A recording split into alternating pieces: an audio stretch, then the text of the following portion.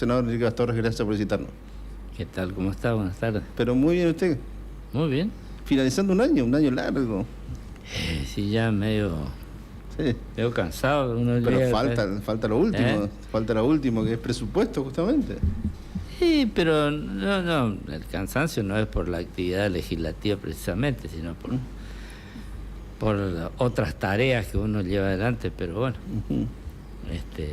el Senado... Describa, por ejemplo, ¿cuál es su visión del gobierno nacional? Brevemente, yo lo conozco a ustedes brevemente, senador. El gobierno nacional es un gobierno, yo ya he hecho muchas declaraciones públicas en este sentido, y digo que es un gobierno raro, ¿no? Es un gobierno que rompió los moldes clásicos que siempre teníamos, digamos, de la clasificación de buenos y malos, digamos. Hay malos gobiernos, buenos gobiernos, pero dentro de un molde, digamos, clásico, ¿no? Claro. Y este es un gobierno que se caracteriza justamente por la rareza, por la personalidad del presidente, por distintas cuestiones que lo hace justamente que sea difícil de entender muchas cosas. Pero básicamente, y lo que yo creo que le interesa a la gente desde el punto de vista económico, ¿no?, es que es un gobierno que ha puesto en orden muchas cuestiones, esto hay que decirlo y hay que reconocer. Apenas comenzó el presidente Milei, hizo un diagnóstico del que yo siempre he coincidido sobre las causas de la inflación. O sea, se gastaba mal y se recaudaba. No, más que eso, que se financiaba el gasto público con emisión monetaria. Entonces usted destruye un bien económico que es la moneda, lo destruye porque como tiene la potestad de fabricar el dinero, la maquinita claro, imprime billetes, y eso es hacer trampa. Entonces el efecto que genera eso, la sobreabundancia de pesos sin respaldo, hace que el peso pierda valor, y entonces uno mira que los bienes cada vez salen más caros con relación a la capacidad de ingreso de los habitantes, y bueno, y esto es lo que distorsiona todo. Como alguna de las cuantiosas causas que tiene la inflación de deterioro económico, no se puede programar nada, no se puede presupuestar, no se puede...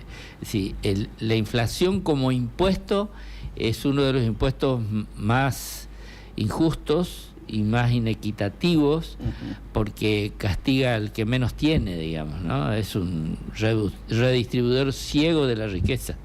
Entonces, no existe equidad. No es como el impuesto bien entendido como tal, que es la fuente principal de los recursos del sector público, y todo se distorsiona.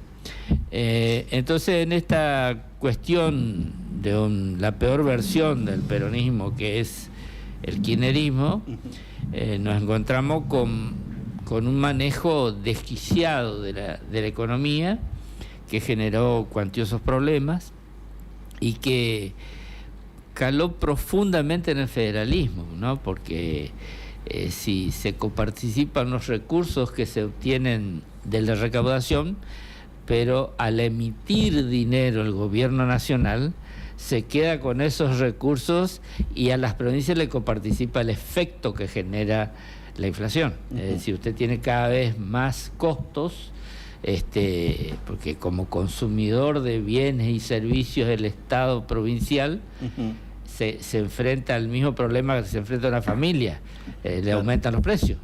Entonces, para hacer obras, para sostener servicios, para hacer equipamiento, cada vez le sale más caro. Entonces, padece los efectos nocivos de la inflación, y la recaudación recibe algo, digamos, de las causas de la inflación, digamos, los impuestos que se miden sobre base de precios. Entonces, el IVA, por ejemplo, el recaudo de inflación. Entonces, ahí recibe alguna compensación, pero es muy poco frente al daño que reciben las finanzas, ¿no? Mientras tomo mate, senador, hasta acá los efectos, y coincido con usted que el gobierno nacional, dentro de todo, es el tema de parar la inflación, digamos, depende cómo le mire, o el tema, hay la inflación que se mide mensualmente, va a estar la inflación de supermercado, inflación de servicios, que es una cuestión distinta.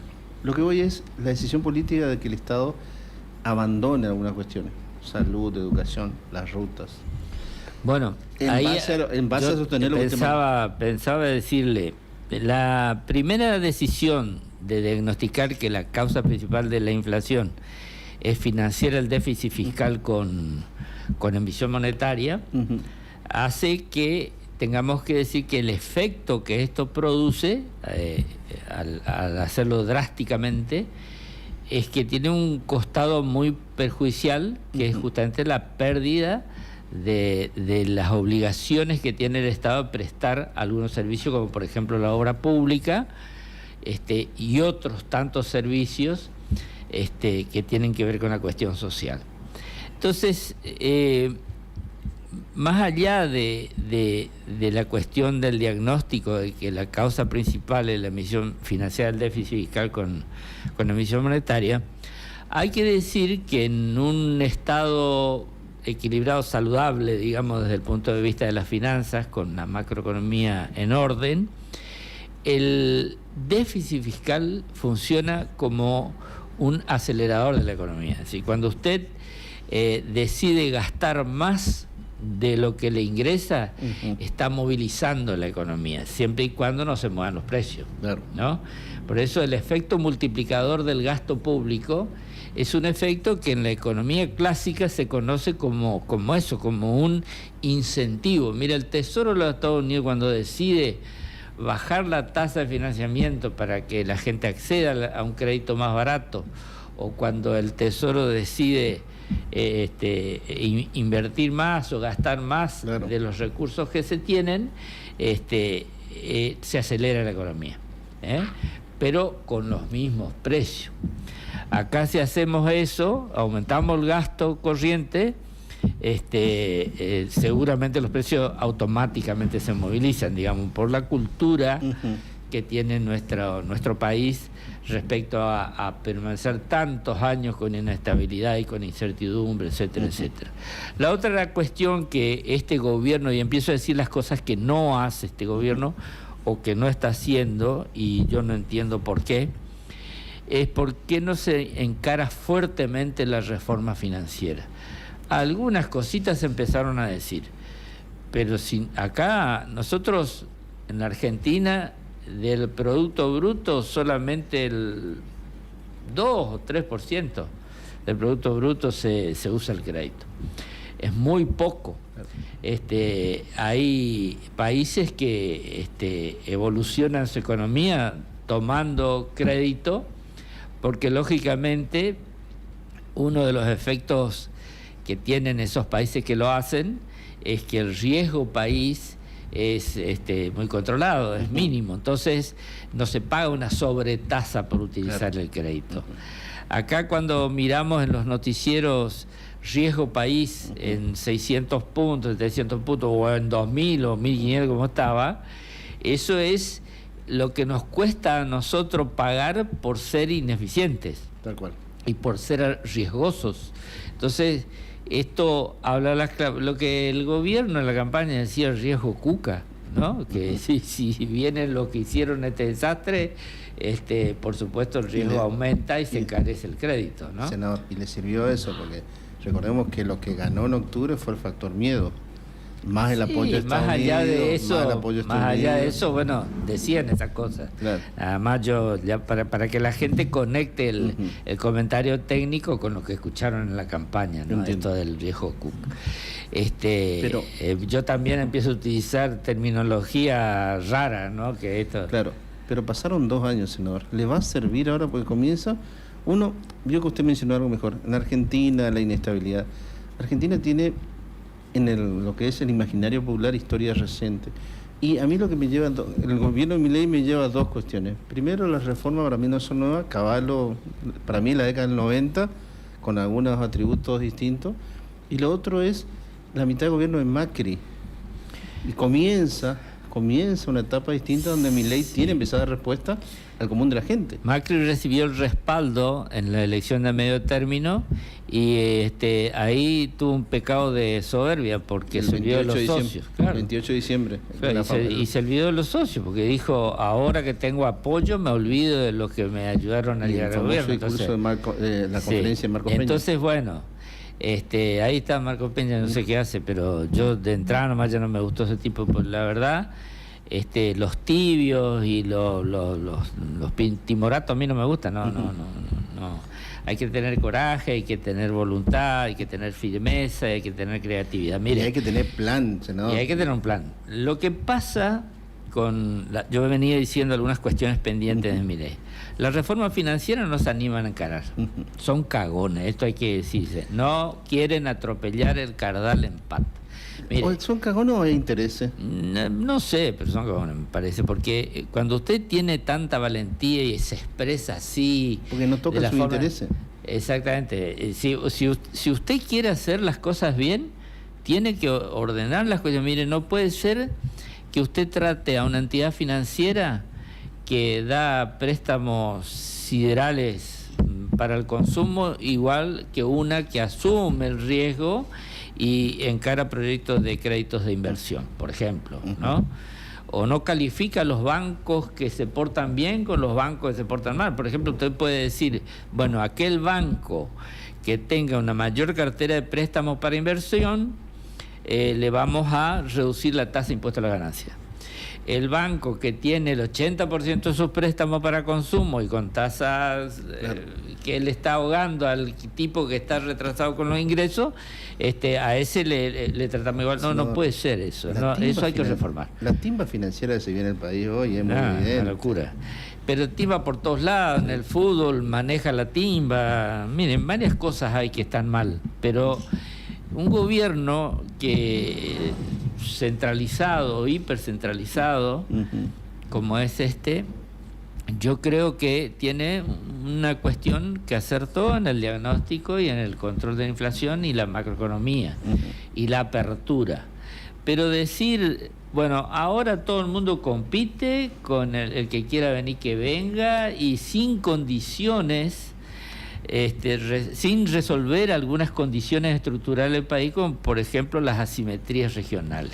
Entonces usted está ahogando al capital de las economías regionales. Y aumentando el desempleo. Y claro, y por otra parte esta reforma laboral tiene más de anuncio que de verdad. De todas maneras, veremos a ver cuando se anuncie, que se conozca la reforma laboral, qué tan lejos llega. Habría que ver. Y después, usted si quiere acordar en política, tiene que dedicarse a hacer eso.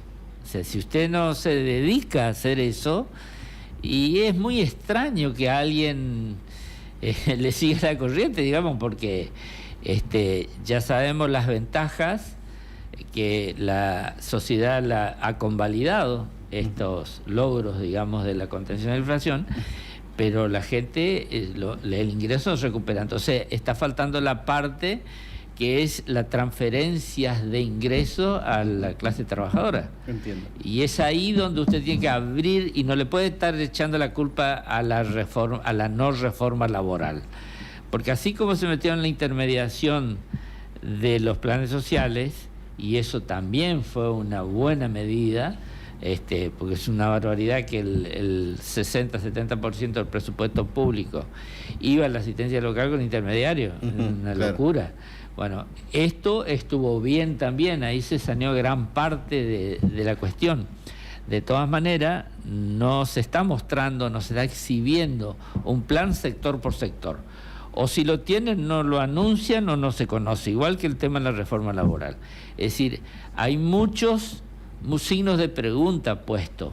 Entonces, el riesgo país ha bajado porque la sociedad ha convalidado este camino a pesar de lo difícil que es, pero está faltando ahora que estos 2 años, falta poco para que comience el tercer año. Ya llegamos a la meseta. Exactamente. En marzo empezamos a bajar. Claro, que se enuncie claramente cuáles son los objetivos, cómo se va a encarar esta reforma, porque pasado mitad del año, el año que viene, van a empezar a pensar, porque esto es un clásico que sigue igual, claro, que en la reelección. O sea, senador, y en ese marco hay dos cuestiones que quedan pendientes: presupuesto nacional, pero también presupuesto provincial, que toma estado parlamentario en su Cámara ahora el jueves.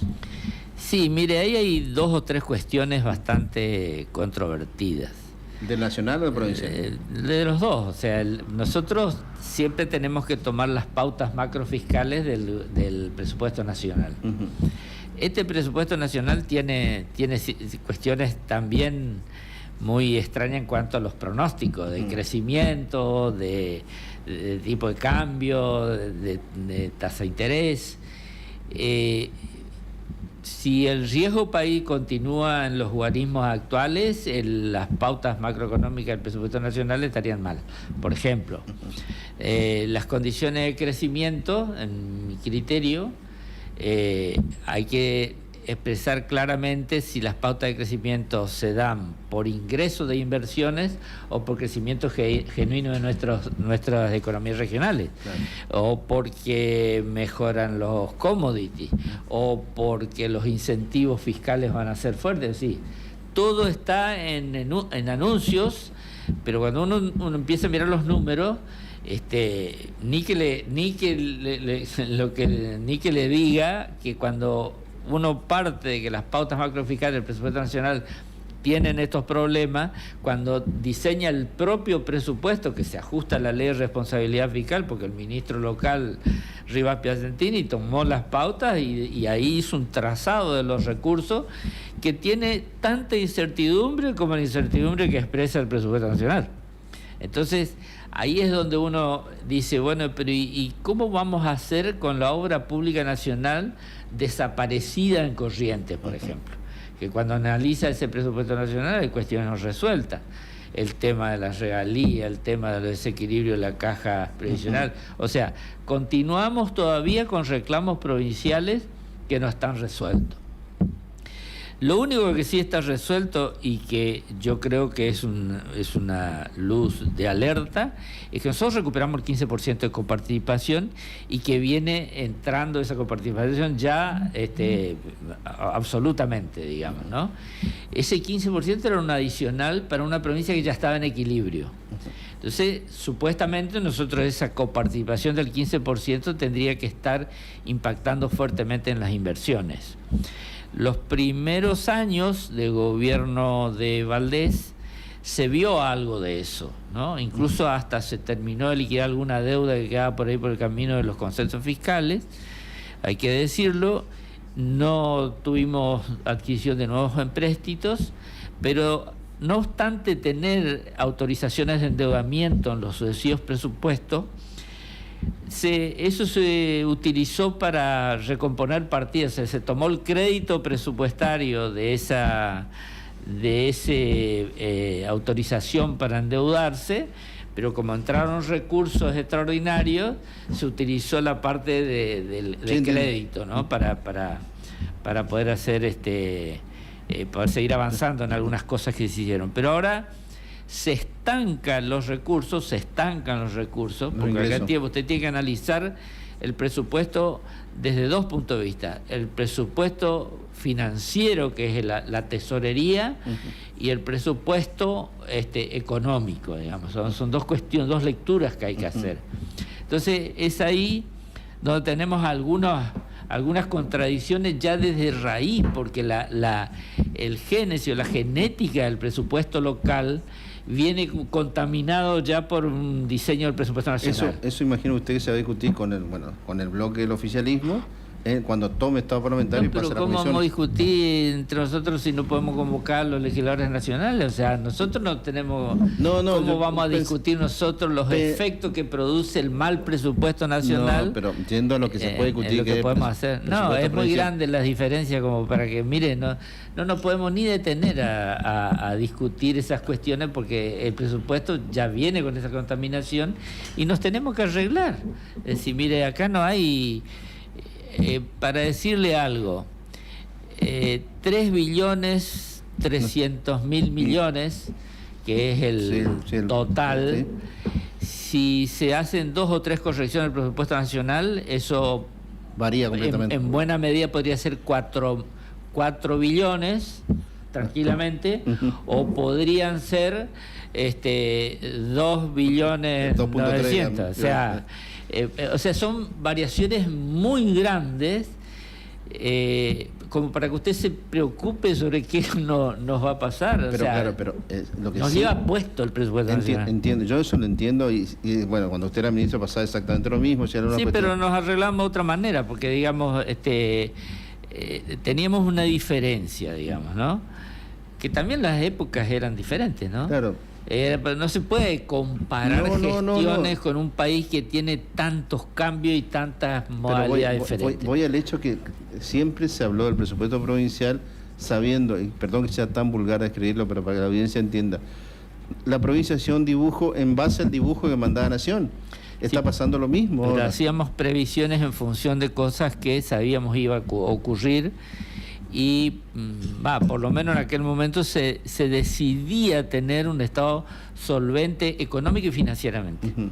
El respaldo financiero eran depósitos a la vista, uh-huh. Permitía ir sorteando los obstáculos. Ahora, cuando usted no elige ese camino, la situación actual se llevó puesto fondo anticíclico, uh-huh. se llevó puesto todo, y el gobierno tiene que financiarse con la copa, uh-huh. exclusivamente, y hacer aplicar alguna idea financiera dentro del mes, uh-huh. para poder sostener el equilibrio de caja. Uh-huh. Estas urgencias que tenemos ahora, obviamente, es un cambio de condiciones muy, muy fuerte, digamos, y eso, ¿no? Perdón, eso se va, a eso voy. Toma estado parlamentario el jueves. Y la intención del oficialismo es discutir el presupuesto. ¿Eso se va a discutir, entiende usted, en la provincia? No, lo estamos analizando, pero yo le digo, mire, lo digo con toda franqueza. Estábamos conversando los otros días con el senador Brear, que es el presidente de la comisión. Uh-huh.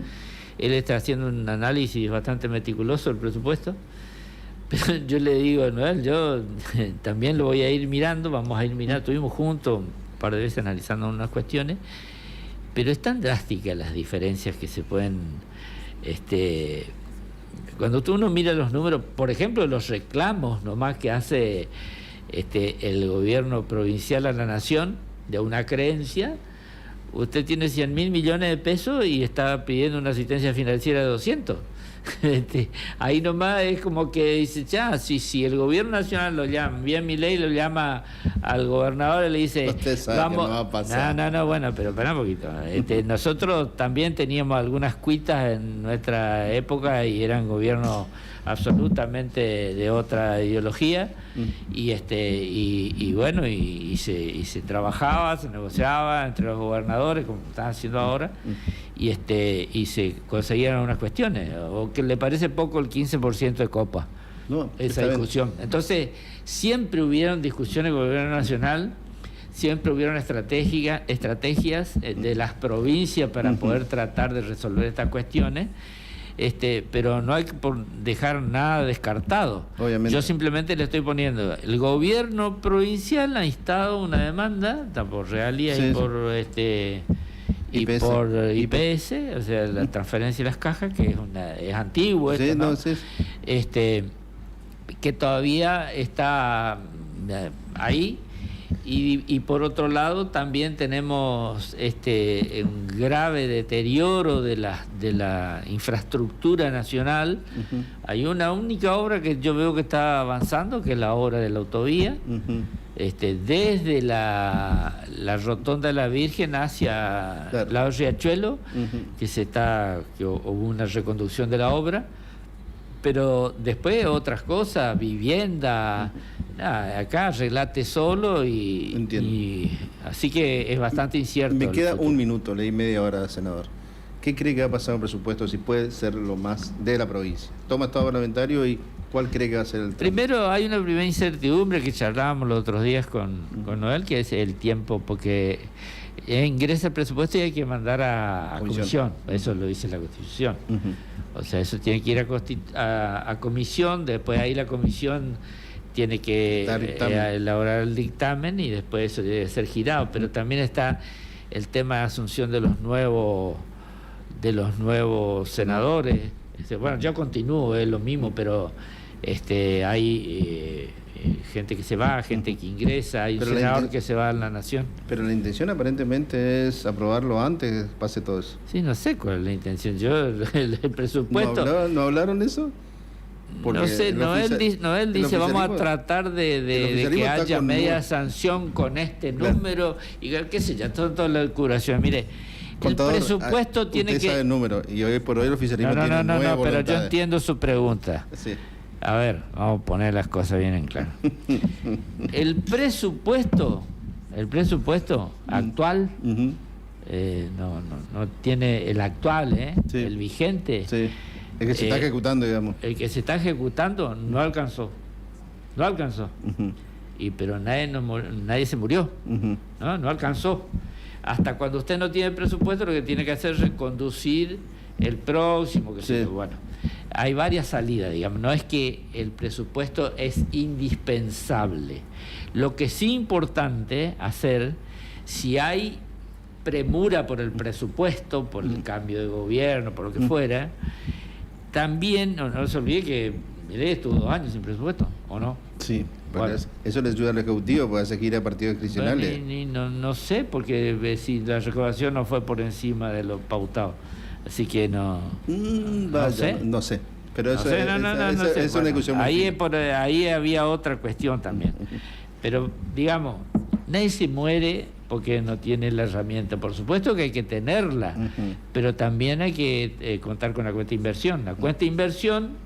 Sí, es lo que usted gastó. La cuenta de inversión está terminada porque tiene la cuestión y es lo único que usted puede comparar para analizar el presupuesto. Exacto. Si usted me pregunta técnicamente, yo sería, muy deshonesto que le dijera que puedo mirar el presupuesto si no tengo con qué comparar. O sea, si no está la cuenta de ejecución del gasto, a mí un colega me agarra y me va a decir, vos sos fantástico, ¿contra qué estás mirando el presupuesto para votarlo? Resumo en todo en una pregunta, contador.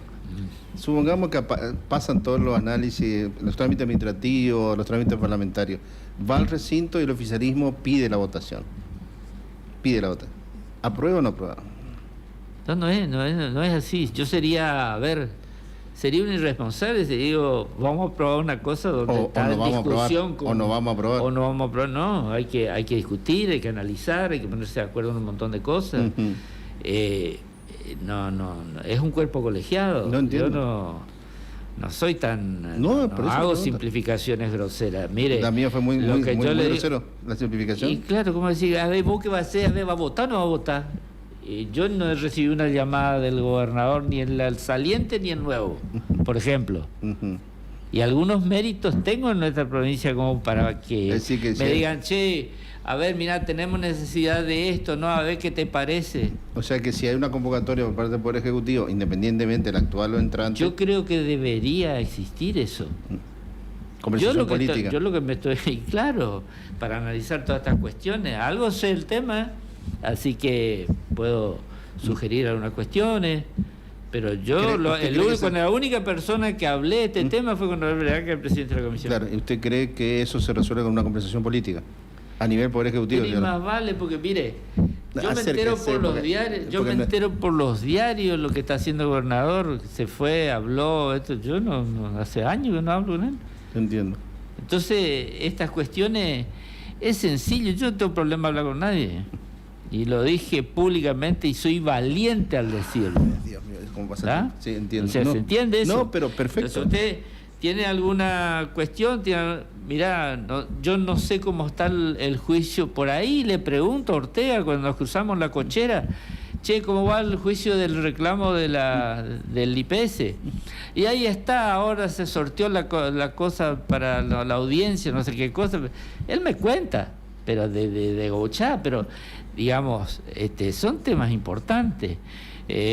También los proveedores me dicen, che, no me están pagando, me dan una fortuna.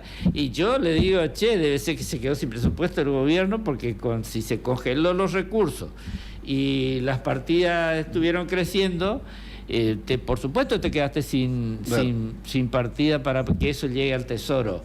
Y si además sabes que está estrecha la caja, y no hay que ser muy iluminado para darse cuenta que la cosa no viene tan fácil. Entonces, bueno, es hora de llamar y conversar. Senador, pasaron 5 minutos, pero le agradezco su presencia. No, como gracias siempre, a un usted. placer hablar con usted. Bueno. Contador Enrique Bastorres, senador de la provincia, música, tanda y volvemos. Corrientes, encanto natural bordeada por el